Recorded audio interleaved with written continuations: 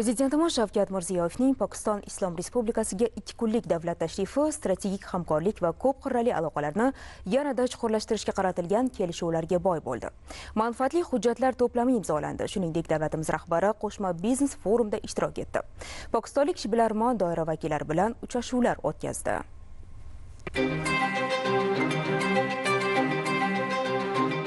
Bugungi kunda O'zbekiston-Pokiston munosabatlarining o'ziga xos jihati shundaki, do'stona aloqalar yangi dinamika bilan boyib izchil va maqsadli tarzda rivojlanmoqda.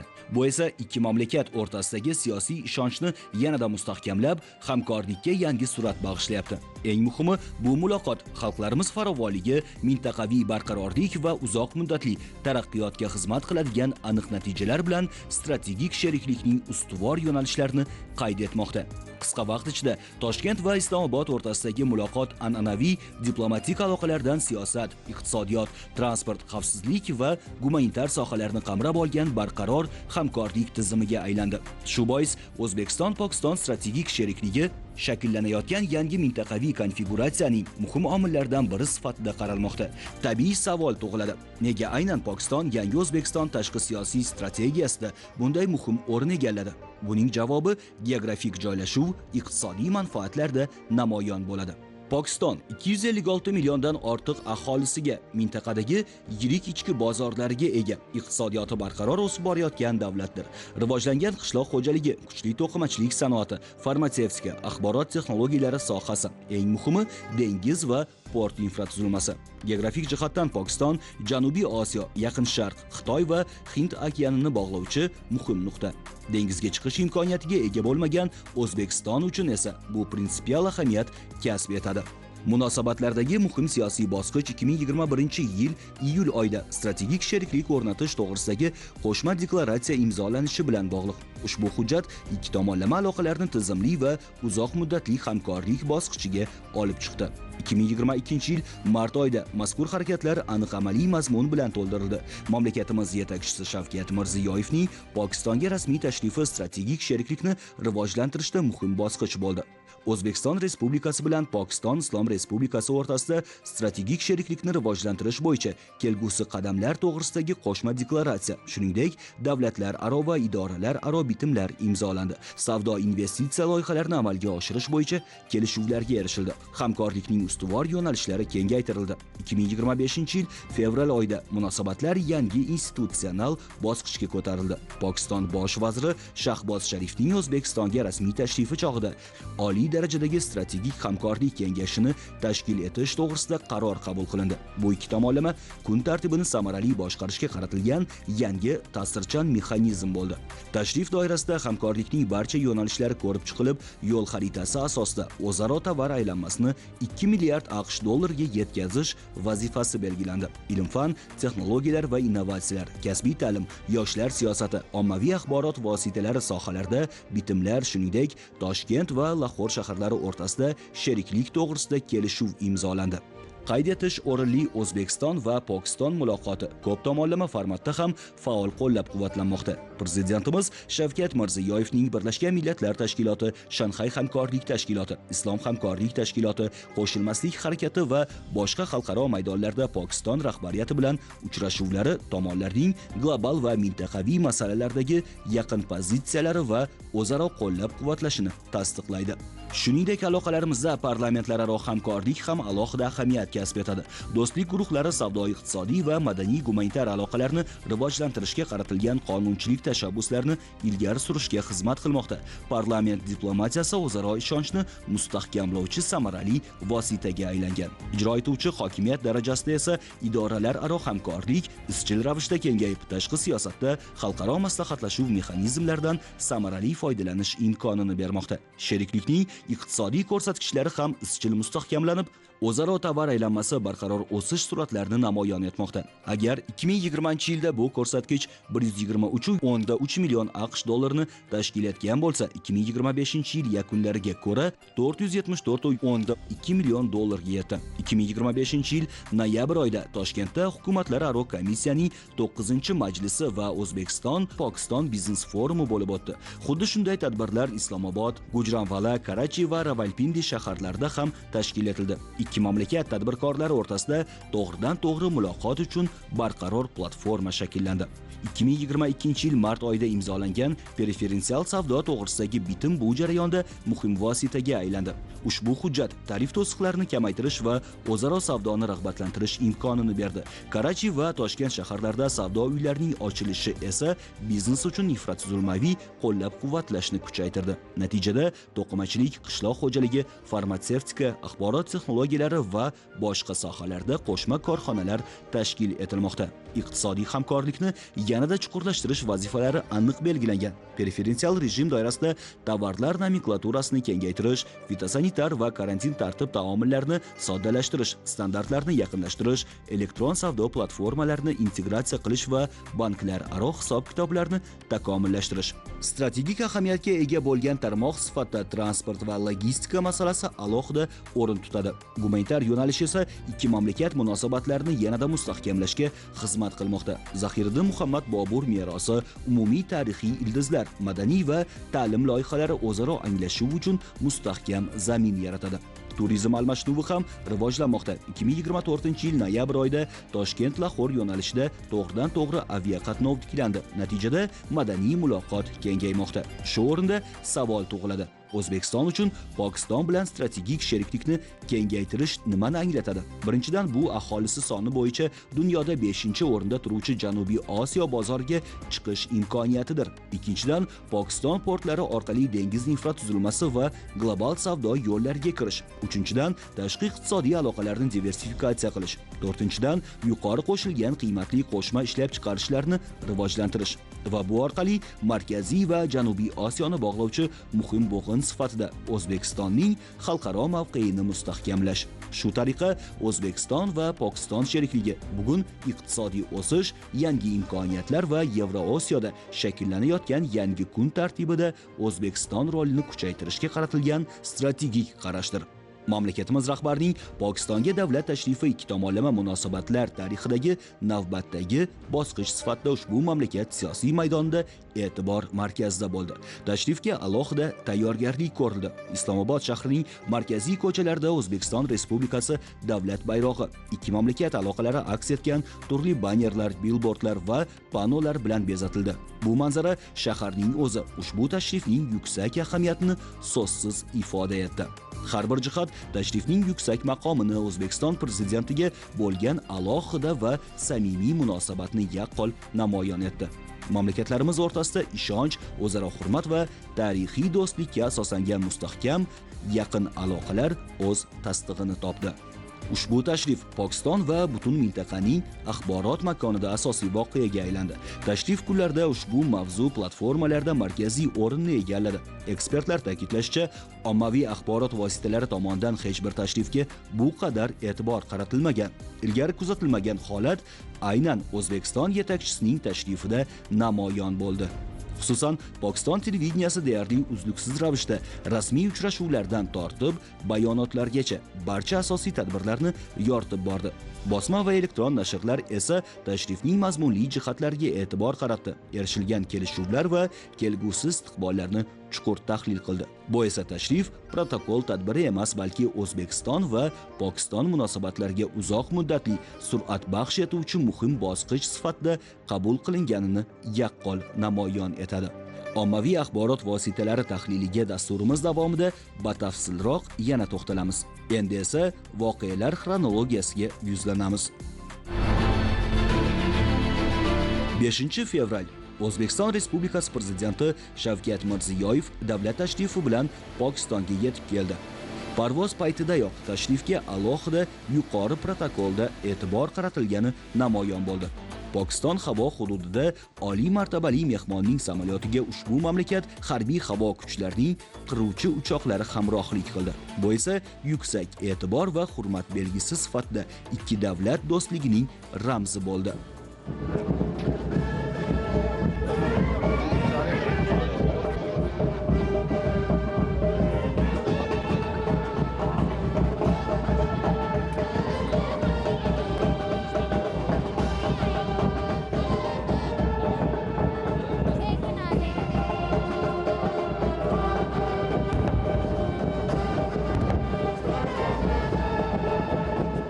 Turxon aeroportida davlatimiz rahbarini Pokiston prezidenti Asif Ali Zardori, bosh vazir Shahboz Sharif va boshqa rasmiylar kutib oldi. Ikki mamlakatning davlat bayroqlari ko'tarildi. Faxriy qorovul saf tortdi.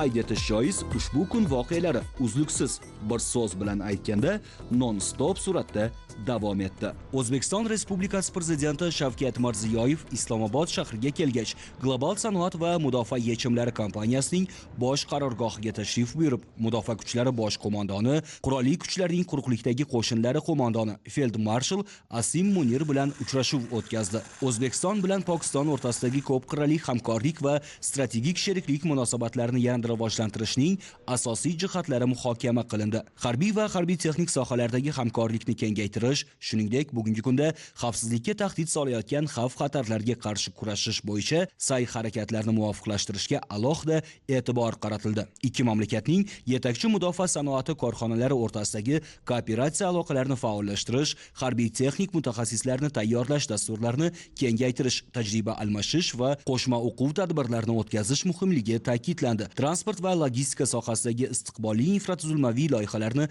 amalga oshirishni jadallashtirish masalalari ham kun tartibida bo'ldi. Harbiy va harbiy texnik hamkorlikni rivojlantirish bo'yicha alohida yo'l xaritasini tayyorlash yuzasidan kelishuvga erishildi. Davlatimiz rahbari uchrashuv yakunida Global sanoat va mudofaa yechimlari kompaniyasining ishlanmalari, jumladan Pokistonning zamonaviy harbiy texnikasi va qurol-yarog' namunalari bilan tanishdi.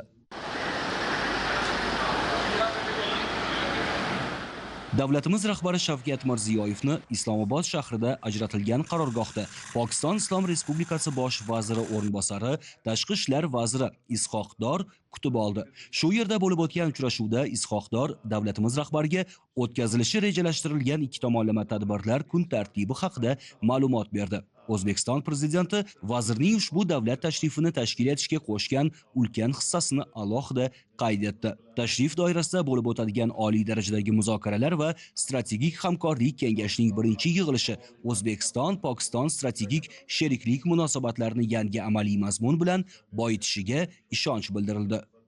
Pokistonda O'zbekiston Respublikasi prezidenti Shavkat Mirziyoyev alohida tayyorgarlik bilan tantanali ravishda kutib olindi. Rasmiy kutib olish marosimi esa bosh vazir qarorgohida bo'lib o'tdi. Muzokaralar va muloqotlar davomida ikki davlat o'rtasidagi munosabatlarni yanada chuqurlashtirish, O'zbekiston-Pokiston strategik sherikligini yanada mustahkamlash, uni ikki xalq manfaatlari uchun xizmat qiladigan qo'shma loyihalar, yangi tashabbuslar bilan boyitish alohida e'tibor markazida bo'ldi. Pokiston bosh vazirining qarorgohida O'zbekiston Respublikasi prezidentini rasmiy kutib olish marosimi bo'lib o'tdi. Oliy martabali mehmon sharafiga ikki mamlakatning davlat bayroqlari ko'tarildi. Faxriy qorovul saf tortdi.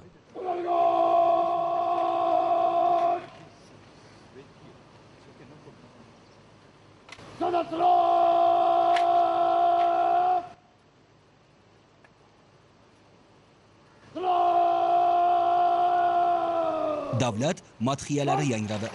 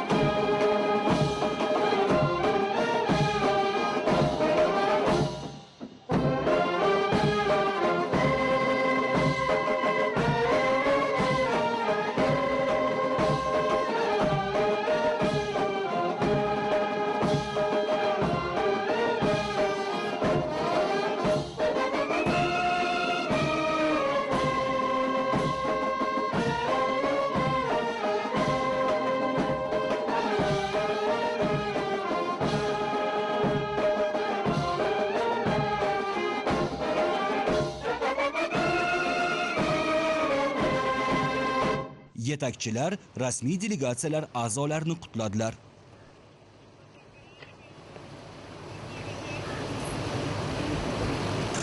Birgalikda suratga tushildi. Shundan so'ng oliy darajadagi muzokaralar boshlandi. Islomobod shahrida O'zbekiston Respublikasi Prezidenti Shavkat Mirziyoyev va Pokiston Islom Respublikasi Bosh vaziri Shahboz Sharif tor doirada muzokara hamda oliy darajadagi strategik sheriklik kengashining birinchi yig'ilishini o'tkazdilar. Davlatimiz rahbari uchrashuv avvalida bosh vazirni yaqinlashib kelayotgan muqaddas Ramazon oyi va Pokiston kuni bilan tabrikladi. Oliy darajada erishilgan kelishuvlarni amalga oshirish doirasida O'zbekiston, Pokiston strategik sheriklik va ko'p qirrali hamkorlik munosabatlarini yanada kengaytirish va mustahkamlashning amaliy jihatlari atroflicha muhokama qilindi. So'nggi yillarda o'zaro aloqalar faol tus olgani mamnuniyat bilan qayd etildi. Siyosiy muloqot mustahkamlanib, parlamentlar aro va idoralar aro almashinuvlar jadal rivojlanmoqda. O'tgan yil yakunlariga ko'ra, o'zaro savdo hajmi salkam $500 million yetdi. O'zbekistonda Pokiston kapitali ishtirokidagi 230 ga yaqin korxona faoliyat yuritmoqda. Ikki mamlakat o'rtasidagi aviaqatnovlar ko'paydi. Banklar aro korrespondentlik munosabatlari mustahkamlanmoqda. To'qimachilik, farmatsevtika, kimyo, qishloq xo'jaligi va boshqa sohalarda kooperatsiya loyihalari muvaffaqiyatli amalga oshirilmoqda. Tomonlar ushbu tashrif arafasida o'tkazilgan siyosiy maslahatlashuvlar va hukumatlar aro komissiya yig'ilishining natijalarini olqishladilar. Tashrif doirasida O'zbekiston sanoat mahsulotlarining ko'rgazmasi o'tkazilmoqda.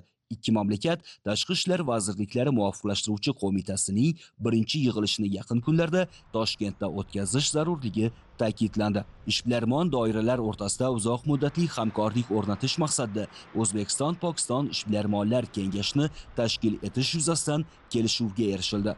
Yaqin kelajakda o'zaro tovar ayirboshlashni $2 milliard ga yetkazish vazifasi qo'yildi. Amaldagi imtiyozli savdo bitimi doirasidagi mahsulotlar turini, shuningdek, O'zbekiston qishloq xo'jaligi mahsulotlari uchun fitosanitariya ruxsatnomalari ro'yxatini yanada kengaytirish hamda O'zbekistonning Lahor va Karachidagi savdo uylaridan faol foydalanish to'g'risida qarorlar qabul qilindi.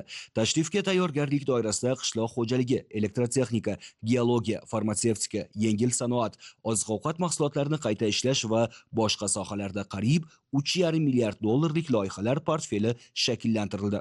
Transport va logistika aloqalarini rivojlantirishga alohida e'tibor qaratildi. Transafg'on temir yo'li loyihasini amalga oshirishni jadallashtirish va Pokiston, Xitoy, Qirg'iziston, O'zbekiston transport yo'lagini rivojlantirish muhimligi ta'kidlandi. Ikki mamlakat hududlarining o'zaro aloqalari iqtisodiy hamkorlik rivojining asosiy drayverlaridan biri sifatida belgilandi. O'zbekiston-Pokiston hududlar aro forumini tashkil etishga kelishilib, uning birinchi uchrashuvini shu yil Xorazm viloyatida o'tkazish taklifi bildirildi. Ziyorat turizmi sohasida tizimli hamkorlikni yo'lga qo'yish masalalari alohida muhokama qilindi. Ikki mamlakat xalqlari o'rtasidagi do'stlikni mustahkamlash maqsadida joriy yilda Pokistonda O'zbekiston madaniyati haftaliklari va O'zbekiston kinosi kunlarini o'tkazishga kelishib olindi. Shuningdek, davlatimiz rahbari Boburiylar merosini targ'ib qilish uchun Lahorda qo'shma madaniyat markazini tashkil etishni taklif qildi. Muzokaralar davomida xalqaro va mintaqaviy kun tartibidagi dolzarb masalalar yuzasidan fikr almashilib, ko'p tomonlama tuzilmalar doirasida yaqin hamkorlikni davom ettirishga qat'iy intilish bildirildi. Yakunda davlatimiz rahbari Shavkat Mirziyoyev Shahboz Sharifni javob tashrifi bilan O'zbekistonga kelishga taklif etdi. Mamlakatimiz yetakchisi Shavkat Mirziyoyevning Pokistonga davlat tashrifi doirasidagi tadbirlarning navbatdagisi Islomoboddagi ko'chalardan biriga Toshkent va yangidan barpo etiladigan bog'ga Zahiriddin Muhammad Bobur nomini berish marosimi bo'ldi. Bosh vazir Shahboz Sharif ushbu qaror ikki mamlakat o'rtasidagi yaqin tarixiy va madaniy aloqalarni aks ettirishi hamda O'zbekiston-Pokiston ko'p qirrali sheriklik munosabatlarining strategik darajasini yana bir bor tasdiqlashini ta'kidladi. Toshkent ko'chasi va buyuk ajdodimiz Zahiriddin Muhammad Bobur nomi bilan ataladigan yangi bog' xalqlarimiz o'rtasidagi do'stlik va mehr-oqibat rishtalarini yanada mustahkamlashga bo'lgan o'zaro intilish qat'iy ekanining yaqqol ramziga aylanishi alohida ta'kidlandi. Oliy darajadagi strategik hamkorlik kengashining birinchi yig'ilishidan so'ng O'zbekiston Respublikasi Prezidenti Shavkat Mirziyoyev va Pokiston Islom Respublikasi bosh vaziri Shahboz Sharif qo'shma deklaratsiyani imzoladilar. Bundan tashqari, yetakchilar huzurida ikki tomonlama hujjatlarni almashish marosimi bo'lib o'tdi. Xususan, Tashqi ishlar vazirliklari o'rtasida 2026-2028 yillarga mo'ljallangan hamkorlik dasturi, O'zbekiston-Pokiston ishbilarmonlik kengashini tashkil etish to'g'risida bitim, O'zbekiston-Pokiston hududlararo forumini tashkil etish to'g'risida shartnoma, imtiyozli savdo to'g'risidagi bitimga yangi tovarlar ro'yxatini kiritish haqida bayonnoma, port xizmatlari va chegirmalar taqdim etish sohasidagi hamkorlik to'g'risida bitim, konchilik va geologiya sohasidagi hamkorlik to'g'risida bitim, qishloq xo'jaligi sohasidagi hamkorlik to'g'risida bitim, qishloq xo'jaligi tadqiqotlari va rivojlanish sohasidagi hamkorlik to'g'risida bitim, farmatsevtika mahsulotlarini nazorat qilish sohasidagi hamkorlik to'g'risida bitim, to'qimachilik va tikuvchilik sanoatida hamkorlik to'g'risida bitim, raqamli va axborot texnologiyalari sohasidagi hamkorlik to'g'risida bitim, madaniyat sohasidagi hamkorlik to'g'risida bitim, Buyuk Boburiylar sulolasining ilmiy ma'rifiy, madaniy va me'moriy merosini asrash, o'rganish hamda keng targ'ib qilish to'g'risida bitim, sport sohasidagi hamkorlik to'g'risida bitim, radiatsiya va yadro xavfsizligi sohasidagi hamkorlik to'g'risida bitim, ekologiya va tabiiy ofatlar sohasidagi hamkorlik to'g'risida bitim, favqulodda vaziyatlarni boshqarish sohasidagi hamkorlik to'g'risida shartnoma, korrupsiyaga qarshi kurashish sohasidagi hamkorlik to'g'risida bitim, giyohvandlik vositalari, psixotrop va yangi psixoaktiv moddalar va ularning prekursorlarining noqonuniy aylanishiga qarshi kurashish sohasidagi hamkorlik to'g'risida bitim, ozodlikdan mahrum etilgan shaxslarni jazoni o'tashni davom ettirish uchun topshirish to'g'risidagi kelishuv, O'zbekistondan Pokistonga iste'mol qilish uchun yangi uzilgan olma, anjir, limon va achchiq qalampir eksporti uchun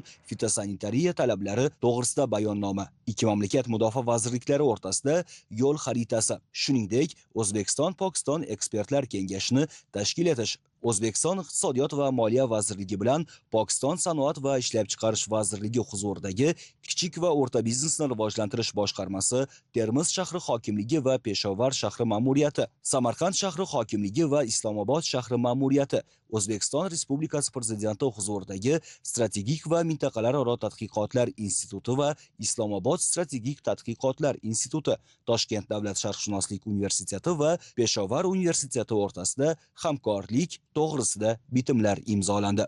Strategik hamkorlik kengashining birinchi yig'ilishi doirasida O'zbekiston Respublikasi Prezidenti Shavkat Mirziyoyevga Pokiston Milliy fan va texnologiyalar universitetining faxriy doktori va professori unvonlarini berish marosimi bo'lib o'tdi. Bosh vazir Shahboz Sharif davlatimiz rahbariga bu haqdagi tegishli sertifikatni topshirdi. Ushbu unvonlar O'zbekiston yetakchisining ijtimoiy, iqtisodiy va ta'lim sohalaridagi islohotlar, mamlakatni izchil modernizatsiya qilish, fan va texnologiyalarni rivojlantirish, xalqaro hamkorlik hamda akademik aloqalarni mustahkamlashga qo'shgan ulkan hissasi uchun berildi. Marosimda mamlakatimiz yetakchisi Shavkat Mirziyoyev, Pokiston bosh vaziri universitet rahbariyati va akademik hamjamiyatiga yuksak unvonlar uchun minnatdorlik bildirib, ta'lim sohasidagi aloqalarni yanada mustahkamlash va yuqori malakali mutaxassislarni birgalikda tayyorlash muhimligini ta'kidladi. 1991-yilda tashkil etilgan Milliy fan va texnologiyalar universiteti ilmiy izlanishlar va innovatsion faoliyat, magistr va doktorlarni tayyorlash hamda sanoat va iqtisodiyot ehtiyojlariga mo'ljallangan amaliy tadqiqotlarni olib borish kabi yo'nalishlarni o'zida mujassam etgan. Davlatimiz rahbari Shavkat Mirziyoyev va Pokiston bosh vaziri Shahboz Sharif Islomobod shahrida bo'lib o'tgan strategik hamkorlik kengashining birinchi yig'ilishi yakunlari bo'yicha ommaviy axborot vositalari vakillari uchun bayonot berdilar. Your Excellency and my dear brother, Professor Dr. President. Janobi oliylari, qadrli do'stim, hurmatli professor, doktor, Prezident Shavkat Mirziyoyev, hurmatli O'zbekiston va Pokiston vazirlari, delegatsiya a'zolari, xonimlar va janoblar. Hurmatli janobi oliylari, sizni va sizning ajoyib delegatsiyangizni Islomobodda ko'rib turganimdan bag'oyatda mamnunman. Bu sizning 4 yil ichida Pokistonga bo'lgan ikkinchi tashrifingiz. Fursatdan foydalanib, qadrli do'stim, janobi oliylari, hurmatli prezident, sizni ushbu professor va doktor unvoni bilan tabriklamoqchiman. Bu unvon sizning sa'y-harakatlaringiz, sobit qadamligingiz, taraqqiyotga bo'lgan sadoqatingiz va yuksak xizmatingizga e'tirofdir. Sizning xizmatlaringiz nafaqat O'zbekistondagi vatandoshlaringiz, balki katta mintaqadagi qo'shni davlatlar hayotida ham tinchlik, taraqqiyot va farovonlikni rivojlantirishga bo'lgan sa'y-harakatlaringizning e'tirofidir. Hurmatli janobi oliylari, fursatdan foydalangan holda men chin qalbdan sizni yana bir bor Pokistonning oliy nishoni bilan mukofotlanganingiz bilan tabriklamoqchiman. Nishoni Pokiston, ya'ni Pokiston nishoni deb ataladigan mukofot sizning yuksak xizmatlaringiz uchun, xususan ikki qardosh davlat o'rtasidagi birodarlik aloqalarini yanada kuchaytirishga qo'shgan ulkan hissangiz hamda do'stona munosabatlarimizni turli yo'nalishlarga, jumladan savdo-iqtisodiy rivojlanish, investitsiya va boshqa ko'plab sohalarga tatbiq qilayotganingiz uchun berilayotgan yuksak e'tirof nishonidir. Shubhasiz, agar bizning davlatimizda bundan ham oliyroq nishon bo'lganda, albatta unga eng munosib inson siz bo'lardingiz. Hurmatli janobi oliylari, Pokiston va O'zbekiston munosabatlari ko'p asrlik chuqur ildizlarga ega. Bu aloqalarimiz o'zining chuqur tarixiy va ma'naviy asoslariga tayanadi. Qadimdan buyuk Ipak yo'ldan boshlanib, Boburiylar saltanati, Farg'ona vodiysi, Samarqand va Buxoro shaharlarining intellektual yutuqlari Pokistonning tarixida katta o'rin egallagan. Ushbu tarixiy faktlar bizning porloq kelajagimiz va ishonchli aloqalarimiz uchun mustahkam poydevor bo'lib xizmat qiladi. Men chin qalbdan yana bir bor olib borayotgan yetakchilik va rahbarlik faoliyatingiz, xususan bizning ushbu birodarlik aloqalarimizni yuqori darajaga ko'tarishdagi faolligingiz uchun o'z minnatdorligimni bildirmoqchiman. O'tgan yili fevral oyida mamlakatingizga amalga oshirilgan tashrifimiz mobaynida bizga yuksak mehmondo'stlik, birodarlik namunasini ko'rsatgan edingiz. Ushbu tashrif taassurotlari hamon yodimda. Janob prezident, sizning delegatsiyangizga biz ham mana shunday iliq mehmondo'stlik ko'rsatmoqchi bo'ldik. Ammo sizning samimiy mehmondo'stligingizga hech qachon yeta olmasligimizni tan olgan holda aytmoqchimanki, hech bo'lmaganda siz ko'rsatgan mehmondo'stlik darajasiga biroz yaqinlashishga umidvormiz. Bugun biz oliy darajadagi strategik hamkorlik kengashining birinchi yig'ilishini o'tkazdik va biz bu kengashni o'zaro aloqalarimizni jadal rivojlantiradigan juda katta mexanizm sifatida ko'ramiz. Bu mexanizm nafaqat ikkala birodar davlatning aloqalarini yanada kuchaytirishga, balki xalqlarimiz o'rtasidagi azaliy do'stona hamkorlikni yanada rivojlantirishning mustahkam poydevori bo'lib xizmat qiladi. Shu bilan birga hamjihatlikda boshlangan keng ko'lamli ishlarimiz, xususan O'zbekiston, Afg'oniston, Pokiston temir yo'li loyihasi kelishganimizdek butun mintaqamiz hayotini tubdan o'zgartiradigan loyiha bo'ladi. Haqiqatan ham bu ulkan loyiha nafaqat bizning mamlakatlarimizga farovonlik olib keladi, balki butun mintaqamiz xalqlarining yutug'i bo'ladi. Hurmatli janob prezident, yana shuni alohida ta'kidlab aytmoqchi edimki, biz barcha sa'y-harakatlarimiz va imkoniyatlarimizni ushbu loyihani ro'yobga chiqarishga yo'naltiramiz va birgalikda bu maqsadga albatta erishamiz. My dear brother, Mr. President, you are a man of action. You speak less and you act more. Siz o'z oldingizga qo'ygan katta rejalarga erishish uchun har doim shiddat va katta sur'at bilan harakat qilasiz. Bugungi kunda biz qo'shma deklaratsiyani imzoladik va ushbu hujjat asosida ko'plab sohalar bo'yicha iqtisodiy aloqalarni yanada kengaytirishni rejalashtirganmiz. Xususan qishloq xo'jaligi, farmatsevtika, to'qimachilik, charm sanoati, turizm, axborot texnologiyalari sohalari shular jumlasidandir. Mazkur 5 yillik rejamiz iqtisodiy rivojlanishning va iqtisodiy hamkorlikning ko'plab yo'nalishlarini o'z ichiga qamrab oladi. Shu bilan birga deklaratsiyaga binoan davlat miqyosida ishchi guruh shakllantiriladi. Ushbu ishchi guruhimiz kelishganimizdek har chorakda uchrashuvlarni o'tkazib boradi. Eng muhimi, yuqori darajadagi o'zaro tashriflar doimiy surat kasb etadi va bu ishonamanki, o'zaro aloqalarimizning jadal rivojlanishini ta'minlaydi va shu orqali yuksak marralarga erishamiz. Hurmatli janob prezident, shaxsan o'z nomimdan va Pokiston xalqi nomidan sizga Islomoboddagi ko'chalardan biriga, Toshkent va yangidan barpo etiladigan bog'qa Zahiriddin Muhammad Bobur nomini berilishi munosabati bilan yana bir bor minnatdorlik bildirmoqchiman. Hurmatli janob prezident, O'zbekiston va Pokiston boshqa musulmon davlatlari bilan birgalikda G'azo masalasiga yechim topadi va bu uzoq muddatli tinchlik o'rnatilishi bo'ladi degan umiddamiz. Shu bilan birga Falastin muammosini hal qilishda prezident Tramp bilan birgalikda sa'y-harakatlarimiz o'z natijasini beradi degan niyatdamiz. Bundan tashqari Kashmir va u yerdagi tinchlik, farovonlikni xususan mintaqada birodarlik va taraqqiyotni ta'minlash borasidagi sa'y-harakatlarimizni qo'llab-quvvatlayotganingiz uchun katta rahmat. Va so'zimning oxirida yana bir bor ta'kidlab o'tmoqchi edim. Pokiston va O'zbekiston do'stona aloqalari abadiy bo'lsin. I'd like to thank you once again and conclude my speech by saying, long live Pakistan-Uzbekistan friendship.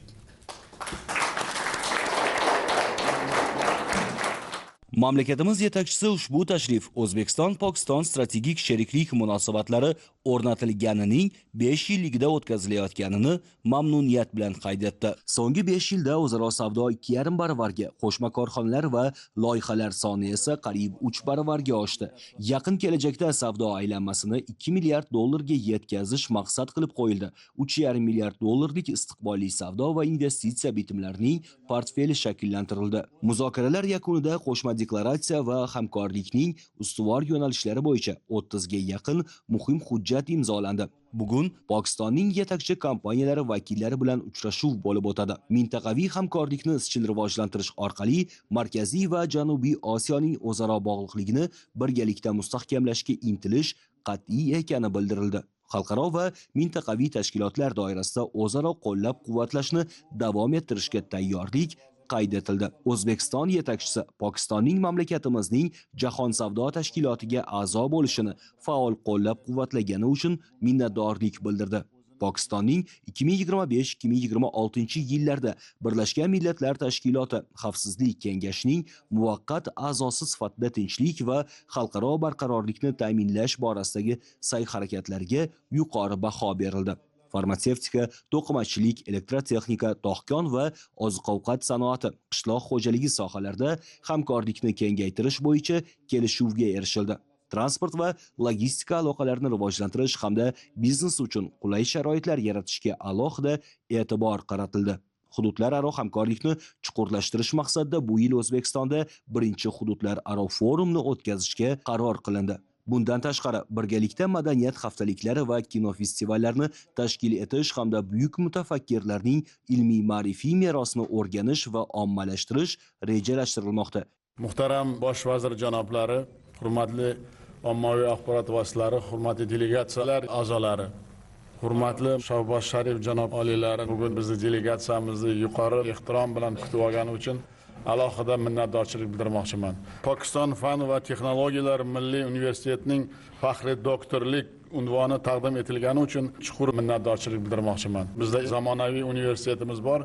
Tog'kon metallurgiya bo'yicha hozir men topshiriq berdim. Pokiston fan va texnologiyalar milliy universitetini kafedrasini ochishga qaror qabul qilib, shuni tashkil qilamiz. Kelajakda birgalikda ilmiy xodimlar, studentlar almashuvi, yangi kashfiyotlar, startaplar uchun juda katta zamin yaratamiz. Bu bir turtki bo'ldi desak, bu ham to'g'ri. Bugun o'zaro do'stlik muhitida kechayotgan mana shunday quvonchli lahzalarda qadrli birodarim yana bir yangilikda aytdi. Pokistonning oliy davlat mukofoti Pokiston nishoni bilan taqdirlaganimiz men uchun katta sharaf. Bu e'tirofni butun O'zbekiston xalqiga nisbatan bildirilgan samimiy hurmat va ehtirom ifodasi deb qabul qilaman. Bugungi tashrif tarixiy bo'ldi deyishga hamma asoslarimiz bor. Tor doirada biz har bir yo'nalish bo'yicha kelishib oldik. Shuni alohida ta'kidlashni istardimki, jadal rivojlanib borayotgan zamonaviy Pokiston bizning Janubiy Osiyodagi ishonchli hamkorimiz, xalqaro miqyosda katta nufuz va obro' e'tiborga ega bo'lgan salohiyatli strategik sherigimizdir. Hurmatli bosh vazir janoblari, jahondagi hozirgi murakkab vaziyatga qaramasdan yuksak Pokiston dasturi asosida aholi farovonligi hamda jadal iqtisodiy o'sishni ta'minlash yo'lida ulkan islohotlarni amalga oshirmoqda. Pokiston davlati erishayotgan bunday salmoqli yutuqlar yaqin birodar sifatida O'zbekiston xalqini ham juda xursand qiladi va bu yutuqlar bilan bosh vazirni va Pokiston xalqini tabriklamoqchiman. Olijanob Pokiston xalqida chin do'stlik insoniyatning eng bebaho ne'mati degan ma'noli naql bor. Betakror Islomobod shahridagi ko'chalardan biriga Toshkent nomi berilgani ana shunday yaqin birodarlik ruhini mustahkamlashga qaratilgan yuksak ehtirom ifodasidir. Poytaxtning katta ko'chalaridan birida Zahriddin Muhammad Bobur nomidagi parkni bunyod etishga hurmatli birodarim bosh vazir rozi bo'lganlari biz bir-birimizga qanday tarixda yaqin bo'lganimizni ifodasi va do'stligimizni abadiyligiga tasdiq deb o'ylayman. Tez fursatlarda biz shu joyda Bobur parkini qilib Islomobod xalqiga, yoshlarga yaqin oylarda shu tuhfani albatta topshirishga harakat qilamiz. Hozirgi murakkab vaziyatda Palestin xalqi G'azo bo'yicha birodarim aytgan tashabbuslariga biz birgalikda harakat qilsak, tinchlikni yo'lini topishiga ishonaman va bu natija bo'lishiga ham ishonamiz. So'zimni yakunida barchangizni kelgusi oyda keng nishonlanayotgan shonli bayram Pokiston kuni tantanalari bilan ham tabriklayman. Musulmon ummati uchun mutabar ayyom, pok niyat va ezgu duolar ijobat bo'ladigan muqaddas Ramazon oyi bilan ham barchangizni chin qalbimdan samimiy muborakbod etaman. E'tiborlaringiz uchun katta rahmat.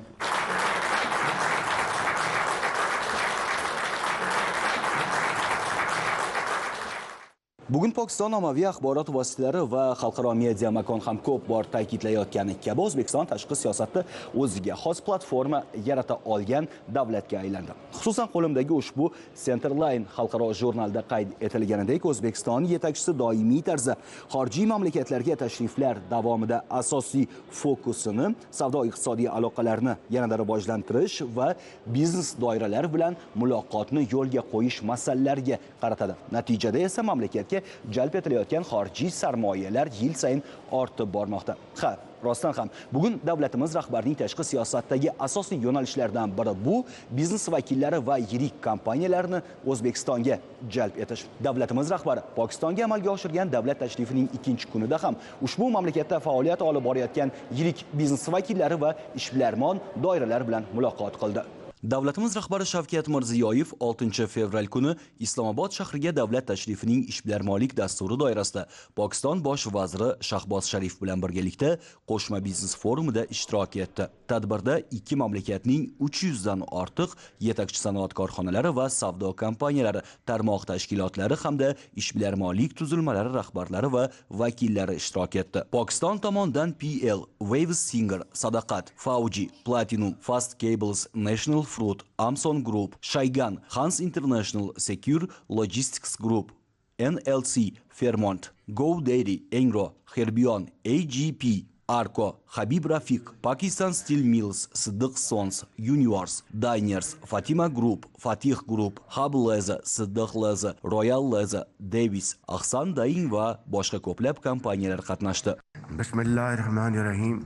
Honorable President of Republic of Uzbekistan, Your Excellency President hurmatli O'zbekiston Respublikasi Prezidenti Shavkat Mirziyoyev janoblari, hurmatli vazirlar, O'zbekiston va Pokiston delegatsiyasi a'zolari hamda bizning eng aziz mehmonlarimiz, O'zbekiston ishbilarmon doiralari va Pokiston tadbirkorlari, parlament a'zolari, xonimlar va janoblar. Assalomu alaykum. Aziz birodarim, sizni va sizning nufuzli delegatsiyangizni ushbu Pokiston va O'zbekiston biznes forumida yana bir bor qutlash men uchun katta sharaf va mamnuniyatdir. O'tgan yili Toshkentda ham shunday juda samarali va a'lo darajadagi biznes forum o'tkazilib, unda birgalikda ishtirok etganimiz yorqin xotiralar bilan yodimda. Chunki turli tashabbuslar va forum natijasida ko'plab islohotlar amalga oshirildi. Muhtaram Prezident, o'zaro savdo hajmimiz o'tgan yil davomida o'sib qariyb 450 million dollarga yetdi. Bu albatta ijobiy holat, lekin har ikki mamlakat salohiyatiga nisbatan hali yetarli darajada emas. Sizning Pokistonga tashrifingiz shubhasiz birodarlik munosabatlarimizni mustahkamlashga va ularni hech qachon kuzatilmagan darajadagi iqtisodiy hamkorlikka aylantirishga katta hissa qo'shdi. Bu borada janob Prezident, sizning g'ayrat va shijoatingiz, qo'llab-quvvatlashingiz hissasi katta. Zoti oliylari, sizni ishontirib aytamanki, men sizning bunday yuqori sa'y-harakatlaringizga mos kelishga harakat qilaman va munosabatlarimiz mustahkamlanishi nafaqat ikki xalq, balki butun mintaqa uchun manfaatli bo'ladi deb hisoblayman. Janob Prezident, sizning ushbu tashrifingiz bizning umumiy sa'y-harakatlarimiz ikki mamlakat o'rtasidagi do'stlik va ularni yuksak iqtisodiy sheriklikka aylantirish borasidagi qat'iyatimiz ramzidir. Pokiston va O'zbekistonni asrlar davomida umumiy tarix, madaniyat va sivilizatsiya rishtalari bog'lab turadi. Janob Prezident, sizning buyuk mamlakatingizga tashrifim chog'ida bizning munosabatlar siyosiy iroda, iqtisodiy harakatlar bilan mustahkamlanishi kerak degan fikrga kelgandik va bu so'zlar amalda namoyon bo'lishi kerak. Bundan buyon Pokiston-O'zbekiston aloqalari savdo hajmi, investitsiya loyihalari, sanoatdagi hamkorlik va xalqlar o'rtasidagi almashinuvlar bilan rivojlanib boradi. Aynan shu ruhda biz o'zaro savdo hajmini 2 milliard dollarga yetkazishdik, ulkan maqsadni birgalikda belgilab oldik. To mention here for the consumption of our respected audience that last night Hurmatli ishtirokchilar, men e'tiboringizga shuni mamnuniyat bilan aytmoqchimanki, biz kecha aziz birodarim Prezident Shavkat Mirziyoyev bilan mamlakatlarimiz o'rtasida ishchi guruh tuzilishi bo'yicha protokolni imzolashga kelishib oldik. Ushbu ishchi guruh jadal maslahatlashuvlar orqali o'zaro savdoni rag'batlantirish, investitsiya portfelimizni kengaytirish va ilmiy tadqiqotlar, IT, qishloq xo'jaligi kabi sohalarda qo'shma hamkorlikni yo'lga qo'yishga oid 5 yillik yo'l xaritasini ishlab chiqadi. Shunday qilib bu protokol kecha imzolandi. Odatda bunday kelishuvlar tartibga ko'ra darhol imzolanmaydi. Bu esa bizning samimiy va juda mustahkam birodarlik munosabatlarimizning yorqin namunasidir. Xonimlar va janoblar, biz kechagi protokolni yana bir hujjat imzolash orqali yanada mustahkamlaymiz. Bu esa sizga B2B formatda birga muhokamalar o'tkazish va O'zbekistonda hamda Pokistonda iqtisodiy hamkorlikning turli sohalarda qo'shma korxonalar, investitsiyalar bo'yicha kelishuvlarga erishish uchun keng imkoniyatlar yaratadi. Xonimlar va janoblar, qisqacha qilib aytib o'tmoqchimanki, Pokiston yaqinda jiddiy moliyaviy beqarorlik davridan o'tdi. 2023-yilda jadal o'sib borayotgan inflyatsiya darajasi 30% dan sal oshiqroq edi. Bugungi kunda u bir xonali songa tushdi. O'sha paytda bank siyosati stavkasi 22.5% edi. Bugungi kunda esa 10.5% ga tushirildi. IT sohamiz o'tgan moliya yiliga 18% o'sish bilan jadal sur'atlarda rivojlanmoqda. Eksport hajmi 3.8 milliard dollarga yetdi. Ammo bu Pokistonning ayni sohadagi ulkan salohiyatining bir qismi ham emas. Bizda ajoyib va juda fidoyi, shijoatli yosh aholi mavjud. Hurmatli Shavkat Mirziyoyevning bu yo'nalishda, ya'ni IT, ilmiy tadqiqotlar va ishlanmalar sohasidagi ulkan tashabbuslari bilan birga Pokiston bundan katta foyda olishi mumkin va shunga o'xshash bo'lgan boshqa sohalarda ham o'zbekistonlik birodarlarimiz katta foyda ko'radilar. Janobi oliylari, Pokiston mineral resurslarga boy bo'lishiga qaramay, biz bu sohadagi salohiyatimizni hali to'liq ro'yobga chiqarganimiz yo'q. Bilamiz, O'zbekiston bu sohada boy tajribaga ega. Biz hamkorlikda muhokamalardan amaliy ishlarga o'tishimiz kerak va ishonchim komilki, sizning rahbarligingiz ostida bu sohada ham ikki mamlakat o'rtasida ajoyib hamkorlik yo'lga qo'yiladi. Then, Your Excellency, ladies and gentlemen, pharmaceutical industry, Pakistan has great Zoti oliylari, xonimlar va janoblar, Farmatsevtika sanoatida Pokiston katta tajribaga ega. Biz O'zbekiston kompaniyalarini ushbu sohada ishlab chiqarish quvvatlari va tajribasi, yuqori sifatli va arzon dori-darmonlar bo'yicha hamkorlikka taklif qilamiz. To'qimachilik sanoati ham muhim yo'nalish. Aziz birodarim kecha pokistonlik to'qimachilik sohasi vakillari uchun O'zbekistonda mavjud imkoniyatlar salohiyati haqida ta'kidlab o'tdilar. Janobi oliylari, Pokistonning jarrohlik asboblari va tibbiy anjomlari bo'yicha dunyo miqyosida tan olingan tajribasi ham hamkorlik uchun keng imkoniyatlar yaratadi. O'zbekiston o'z sog'liqni saqlash infratuzilmasini modernizatsiya qilishda davom etar ekan, ishonchli, yuqori sifatli tibbiy asbob-uskunalarga talab ortib bormoqda. Shuningdek, guruch va kartoshka O'zbekistonda katta talabga ega bo'lgan mahsulotdir. Bugun O'zbekiston tomoni uchun kartoshka eksporti bo'yicha muzokaralar olib borish imkoniyati bor. Bular qatorida guruch va qayta ishlangan go'sht, charm mahsulotlari, charm poyabzal, konchilik va minerallar, IT va sun'iy intellekt va yana bir muhim yo'nalish turizm sohalarida ham kelishuvlarga erishish mumkin. Turizm O'zbekistonda mintaqada ustunlikka erishgan sohalardan biri va biz bu borada ularning tajribasidan foydalanishimiz kerak. Toshkentdan Pokistonga aviaqatnovlar mavjud. Men umid qilamanki, tez orada Pokiston xalqaro havo yo'llari ham O'zbekistonga parvozlarni yo'lga qo'yadi. Bu ham har ikki tomon turizmini rivojlantiradi. Zoti oliylari, bu forumdan umidlarim katta. Aytishlaricha 3,4 milliard dollarlik anglashuv memorandumlari, B2B uchrashuvlari hamda kelishuvlar amalga oshirildi. Bu ulkan yutuq. Shu o'rinda O'zbekiston-Pokiston qo'shma ishbilarmonlar kengashini qutlamoqchiman. Hurmatli prezident, sizni ishontirib aytamanki, Pokiston tomonidan byurokratiya, biznes takliflarda hech qanday to'siq bo'lmaydi. Muhtaram prezident, so'zim oxirida Pokistonga tashrifingiz uchun yana bir bor cheksiz minnatdorligimni bildiraman. Siz bu yerga o'z delegatsiyangiz va O'zbekiston ishbilarmon doiralarining katta guruhi bilan tashrif buyurib, bizga katta sharaf bag'ishladingiz. Bu sizning so'nmas qat'iyatingiz, sadoqatingiz va bizni qo'llab-quvvatlashingizdan yaqqol dalolat beradi. Siz haqiqatan ham Pokistonning buyuk do'sti va birodarisiz. Sizni ishontirib aytaman. Maqsadlarimizga erishish uchun siz bilan yaqindan ishlayman. Yashasin Pokiston-O'zbekiston do'stligi. To achieve our targets, Pakistan, Uzbekistan friendship long live. Hurmatli biznes forum ishtirokchilari, o'tgan yili bosh vazir janoblari Shahboz Sharifning O'zbekistonga tashrifi davomida xuddi shunday biznes forum o'tkazib, buni natijasida erishgan $1,5 milliard dollarga yaqin savdomiz bu mashaqqatli mehnatimizning natijasi. Biz mana shu tashrif davomida kechagi sermahsul muzokaralarimiz davomida har bir soha bo'yicha qadrli birodarim bilan gaplashganimizda oxirgi paytlarda Pokistonda iqtisodiyotini rivojlantirish bo'yicha qo'lga kiritgan katta yutuqlar bu ikki tomonlama biznesimizga juda katta imkoniyat desak to'g'ri bo'ladi. Fursatdan foydalanib bosh vazir janoblarini Pokiston xalqini erishgan yutuqlari bilan do'st O'zbekiston xalqi nomidan, o'zim nomidan tabriklamoqchiman. Eng katta bizda ko'prigimiz bu biznes, tadbirkorlar. O'zbekistonda ham hamma qilgan harakatlarimiz tagida biznesga sharoit yaratish, qabul qilgan qarorlarimiz, qabul qilgan farmonlarimiz, umuman muhitni o'zgartirganimiz natijasida bugun bizni diyorimizda ham har bir yo'nalish bo'yicha katta tadbirkorlar paydo bo'ldi. Bular bu yerda bugun qatnashyapti. Men fursatdan foydalanib ularga yana bir marta murojaat qilmoqchimanki, bugungi biznes forumda muvaffaqiyati sizlarning qo'llaringda. Bironta cheklov, bironta muammo, bironta byurokratiya, bironta korrupsiya bo'lmasligiga kafolat berdik.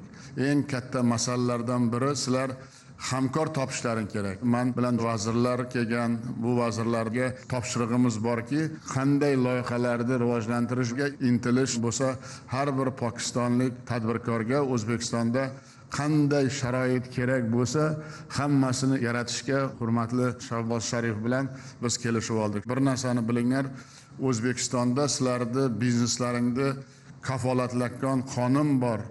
Davlat bor va prezident bor. Men sizlarga prezident sifatida va'da beramanki, pokistonlik har bir tadbirkorga imkoniyat, sharoit yaratiladi. Bosh vazir janoblari 3,4 milliard dollarlik qo'shma loyihalar, savdo tizimimiz nuqtai nazardan ko'p masalalarni aytganlari meni albatta quvontiradi. Nimaga desangiz, Reja mukammal bor. Bugungi biznes forumda yakunlari bo'yicha bayonnomaga imzo qo'yamiz. Sizlarga ishonch bo'lsin, yo'l xaritalaringga yo'llanma bo'lsin. Biz tibbiyotda ham, farmatsevtikada ham katta islohotlar boshlaganmiz. Toshkent Farm Park hududida pokistonlik investorlar uchun barcha sharoitlar yaratamiz va soliqlardan 10 yilga ozod etamiz.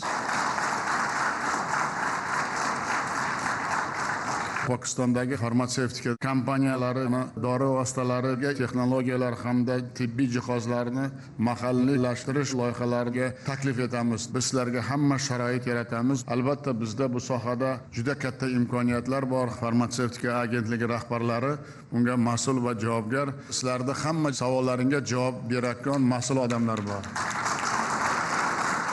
Ikkinchi masala yengil sanoat bo'yicha bizda juda katta korxonalar bor, yuqori texnologik uskunalar turibdi. 30 ga yaqin korxonalarni biz pokistonlik tadbirkorlarga boshqaruvga berishga tayyormiz. Birgalikda hamkor bo'lib, paxtani qayta ishlab, yuqori qo'shimcha qiymat mahsulotlarini chiqarib, boshqa uchinchi bozorlarga chiqsak, bilasizlarmi qanday natija bo'ladi? Bizda atrofimizdagi bozorda o'zida tekstil mahsulotlariga talab yuqori. Har bir aytgan gapimda tagida bitta narsa bor. Ikki tomonlama manfaat. Albatta manfaat bo'lmasa natija bo'lmaydi. Sizlarni ham manfaatlaringni ko'zlagan ishda albatta qilamiz. Charm mahsulotlari bo'yicha birga ishlashdan manfaatdormiz. Mana Hub Lazer, Siddiq Lazer, Royal Lazer bilan eksport bo'lib charm mahsulotlarini ishlab chiqarishga taklif tushdi. Andijon bilan Toshkent viloyatida charm poyabzalni rivojlantirish bo'yicha alohida erkin iqtisodiy zona tashkil qilib, pokistonliklarga hamma sharoit yaratamiz. 3-yo'nalish tog'kon sanoati va geologiya. Albatta mis, oltin, temir sanoatida qo'shma tadqiqotlar olib borishni reja qilganmiz. Tog'kon sanoati bo'yicha yangi loyihalar bo'lsa, bizda juda katta imkoniyatlar paydo bo'lyapti. Biz sharoitlarni yaratishga sizlarga tayyormiz. 4-masala oziq-ovqat xavfsizligi. Go'sht, kartoshka, guruch bo'yicha bizda talab juda katta. Yer ajratishga, kreditlar berishga biz tayyormiz. Pokiston Milliy genomika instituti bilan esa urug'chilik va seleksiya bo'yicha ham hamkorlik qilamiz. Eng katta masala albatta odamlarni rozi qilish. Oziq-ovqat masalasi bevosita odamlarga ta'sir qilayotgan omil. Shuning uchun O'zbekistonda mana shu masala bo'yicha juda katta chora-tadbirlar ko'ryapmiz. Hamkorlikning eng muhim kaliti transport va logistika. Pokiston Milliy logistika kompaniyasi NLC bilan Pokiston, Xitoy, Qirg'iziston, O'zbekiston yo'nalishida yuk tashish boshlandi. Trans-Afg'on temir yo'li loyihasining texnik iqtisodiy asosini tayyorlashga kirishdik. Sizlarga iloji boricha logistika xavfsiz va arzon bo'lishini ta'minlashga hamma sharoitlarni yaratib beramiz. Turizm masalasi bo'yicha haftada 4 ta aviaqatnov yo'lga qo'yildi. Joriy yil aprel oyidan boshlab Centrum Air kompaniyasi Karachi shahriga yuk tashishlarini, Laxorga esa to'g'ridan to'g'ri yo'lovchi tashishni boshlaydi. Hamkorligimizni kuchaytirish bo'yicha kelgusi yil biz Xorazm viloyati Xiva shahrida sizlarda 4 ta hududlaringni taklif qilib, O'zbekiston Pokiston o'rtasida hududlararo muloqotga tayyorgarlik qilamiz. Hududlararo muloqot mustahkam bo'lsa, juda katta natijaga erishish bo'ladi. Men o'ylaymanki, bugungi biznes forumimiz, bu safargi bizning tashrifimiz juda tarixiy bo'ldi. Albatta maqsadimiz bitta. Ikki xalqning manfaati yo'lida xizmat qilish. Yana takror aytaman, ikki xalqning o'rtasidagi katta ko'prik bu biznes, tadbirkorlar, sizlar qudratli kuchsizlar. 3,5 milliard dollarlikka yaqin ham savdo, ham loyihalar bo'yicha chora-tadbirlar ikki xalq manfaatiga o'zini ijobiy natijasini ko'rsatishiga ishonaman. Ochiq yuz bilan sizlar katta loyihalarni amalga oshirasizlar. Mana shu yo'lda sizlarga omad, sog'-omon bo'lishlaringni tilab qolaman. Rahmat sizlarga. Tadbir yakunida O'zbekiston yetakchisi va Pokiston bosh vaziri erishilgan kelishuvlar to'g'risida alohida bayonnomani imzoladilar. Unda amalga oshirish muddatlari hamda ikki mamlakatning buning uchun mas'ul vazirlik va idoralar rahbarlari belgilab olindi. Shuningdek, yetakchilar huzurida qator investitsiyaviy va savdo-iqtisodiy kelishuvlarni almashish marosimi bo'lib o'tdi. Islomobod shahrida bo'lib o'tgan O'zbekiston-Pokiston biznes forumi doirasida O'zbekiston Respublikasi Prezidenti Shavkat Mirziyoyev HRL Group kompaniyasi raisi Zohid Rafiq bilan uchrashdi. Kompaniyalar guruhi qurilish, tog'kon sanoati va energetika sohalarida faoliyat yurituvchi eng yirik korxonalar sirasiga kiradi. O'zbekiston tajribasini qo'llagan holda Pokistondagi mis, oltin va o'ta muhim minerallar konlarida birgalikda geologiya qidiruv ishlarini olib borish istiqbollari muhokama qilindi. Mamlakatimiz yetakchisi kompaniya rahbarining Pokiston poytaxtida Imom Buxoriy majmuasi Samarqandda mehmonxona qurish tashabbuslarini olqishladi. Shuningdek, mamlakatimiz yetakchisi Shavkat Mirziyoyev davlat tashrifi doirasidagi ishbilarmonlik tadbirlari davomida Engro Group kompaniyasi raisi Ahsan Zafar Said bilan uchrashuv o'tkazdi.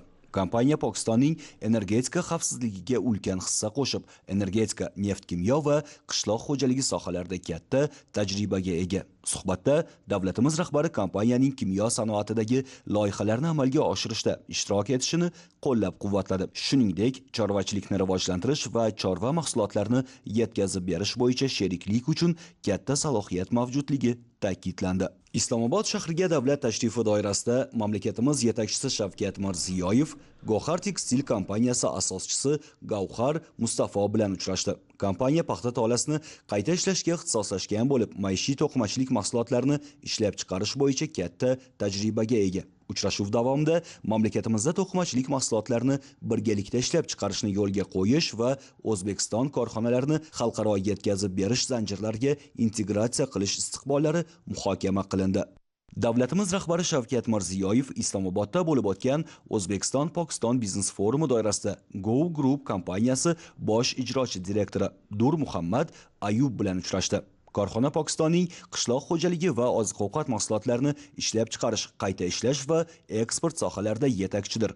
Kompaniyaning mamlakatimiz hududlarida chorvachilik mahsulotlarini to'liq qayta ishlash zanjiriga ega agroklaster tashkil etish bo'yicha rejalari qo'llab-quvvatlandi.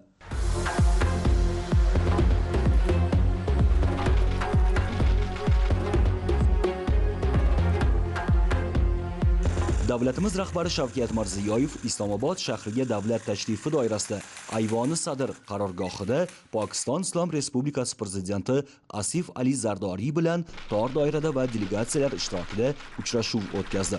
O'zbekiston va Pokiston o'rtasidagi ko'p qirrali hamkorlikni yanada kengaytirish, do'stlik hamda strategik sheriklikni mustahkamlashning joriy holati va dolzarb yo'nalishlari muhokama qilindi. Uchrashuv avvalida Asif Ali Zardoriy davlatimiz rahbarini strategik hamkorlik kengashining birinchi yig'ilishi muvaffaqiyatli bo'lgani munosabati bilan tabrikladi hamda ushbu davlat tashrifi ikki tomonlama munosabatlarni chuqurlashtirishga yangi sur'at bag'ishlaydigan tarixiy ahamiyatga ega ekanini qayd etdi. Yangi O'zbekistonni 2030-yilgacha rivojlantirish strategiyasi doirasida amalga oshirilayotgan keng ko'lamli ijtimoiy-iqtisodiy islohotlar yuqori baholandi. Turli darajalardagi faol aloqalar mamnuniyat bilan qayd etildi. Ta'kidlanganidek, tovar ayirboshlash va qo'shma korxonalar soni barqaror o'sib bormoqda. Iqtisodiyotning ustuvor tarmoqlarida kooperatsiya loyihalari amalga oshirilyapti. Islomoboddagi sammitga tayyorgarlik doirasida hukumatlararo komissiya yig'ilishi va siyosiy maslahatlashuvlar samarali o'tkazildi. Amaliy hamkorlikni yanada kengaytirish, jumladan siyosiy muloqotni mustahkamlash, savdo-iqtisodiy va investitsiya aloqalarini rivojlantirish hamda ishbilarmonlik almashinuvlarini faollashtirish muhimligi ta'kidlandi. Yaqin istiqbolda o'zaro savdo hajmini 2 milliard dollarga yetkazish bo'yicha qo'shma chora-tadbirlarni muvofiqlashtirish va amalga oshirish masalalari atroflicha ko'rib chiqildi. Hududlar o'rtasidagi hamkorlikni rivojlantirishga alohida e'tibor qaratildi. Hududlararo forumning birinchi yig'ilishini shu yil Xivada o'tkazishga kelishib olindi. Xalqaro tashkilotlar doirasidagi hamkorlikni mustahkamlash yuzasidan fikr almashildi. Tomonlar dolzarb mintaqaviy va xalqaro kun tartibi bo'yicha pozitsiyasi o'xshashligi hamda bir-birlarini qo'llab-quvvatlashni davom ettirishlarini yana bir bor tasdiqladilar.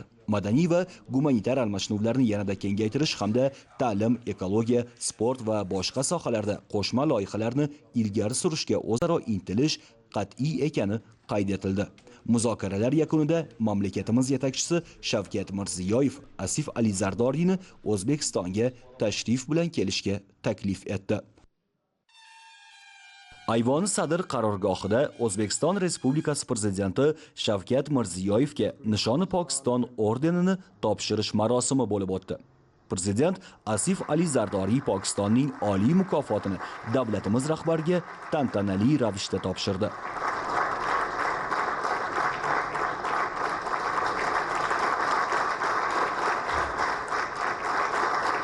Nishoni Pokiston ordeni Pokistonning eng yuksak davlat mukofoti bo'lib, ushbu orden bilan nafaqat Pokiston fuqarolari, balki do'stlikni mustahkamlash, xalqaro hamkorlikni rivojlantirish va Pokiston manfaatlarini dunyo hamjamiyatida qo'llab-quvvatlayotgan xorijiy mamlakatlar yetakchilari ham taqdirlanadi.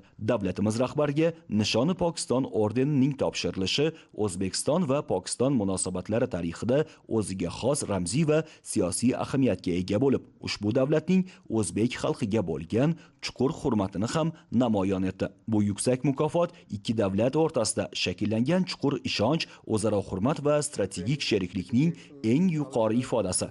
Xalqlarimiz o'rtasidagi do'stlik rishtalarining mustahkamligi va kelajakka qaratilgan umumiy maqsadlar uyg'unligini yaqqol aks ettiradi. Mazkur e'tirof nafaqat O'zbekistonning mintaqaviy va xalqaro maydondagi nufuzi yuksak baholanayotganini, balki davlatimiz rahbarining izchil, ochiq va konstruktiv tashqi siyosati Pokiston tomonidan alohida qadrlanayotganini ham tasdiqlaydi. Marosimda ushbu nufuzli mukofot ko'p qirrali hamkorlikni kengaytirish borasidagi umumiy sa'y-harakatlarning munosib e'tirofi hamda O'zbekiston xalqiga do'stona munosabat va chuqur hurmat ifodasi ekani qayd etildi. O'zbekiston va Pokiston strategik sherikligi mazmun jihatidan yangi bosqichga ko'tarilib borishiga ishonch bildirildi. Ta'kidlash joizki, mazkur yuksak mukofot turli yillarda Buyuk Britaniya qirolichasi Yelizaveta II, AQSh prezidenti Richard Nixon, Janubiy Afrika Respublikasi prezidenti Nelson Mandela, Tailand qiroli Pxumipon Adulyadet, Birlashgan Arab Amirliklari prezidenti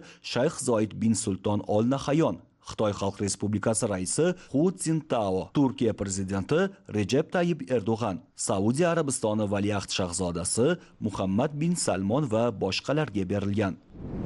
Davlatimiz rahbari Shavkat Mirziyoyevning Pokiston Islom Respublikasiga davlat tashrifining tadbirlarga boy dasturi yakuniga yetdi.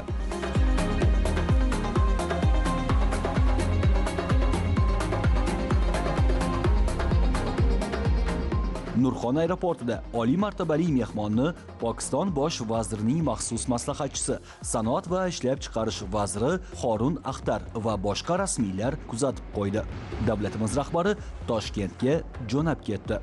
Bir so'z bilan aytganda, O'zbekiston Respublikasi prezidentining Pokistonga davlat tashrifi ikki mamlakat o'rtasidagi munosabatlarni yangi strategik bosqichga olib chiqdi. Mazkur tashrif nafaqat oliy darajadagi siyosiy muloqotning faollashganini, balki O'zbekiston va Pokiston o'rtasida sheriklik aloqalarini chuqur, tizimli va uzoq muddatli xarakter kasb etganini yaqqol namoyon qildi. Pokiston tomonining davlatimiz rahbarining tashrifiga bo'lgan alohida e'tibori esa ikki mamlakat do'stligining keng qamrovli va ko'p qirrali darajaga ko'tarilganini ifoda etdi.